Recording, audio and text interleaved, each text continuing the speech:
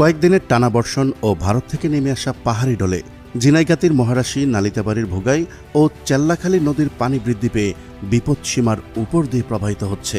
ইতিমধ্যেই কয়েকটি স্থানে ভেঙে গেছে নদীর বাঁধ। এতে জেলার শতাধিক গ্রামের নিম্নাঞ্চল প্লাবিত হয়েছে। পানিবন্দী হয়ে পড়েছেন শত শত পরিবার। ভারতের পাহাড়ি ঢল কতটা তাণ্ডব চালাচ্ছে শেরপুর জেলায় তা জানাবো আমাদের সহকর্মী শামীম রাজার ভিডিও চিত্রে। চলুন শুরু করা যাক।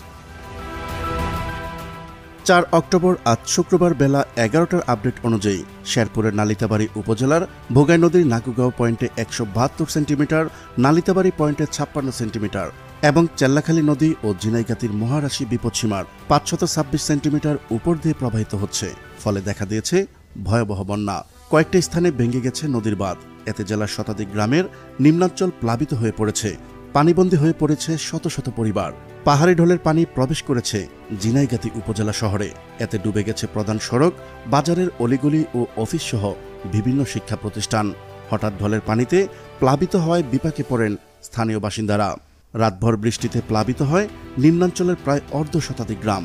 এখনও বৃষ্টি চলমান থাকায় নদ নদীর পানি বৃদ্ধি অব্যাহত রয়েছে। এতে প্লাবিত হচ্ছে নতুন নতুন এলাকা।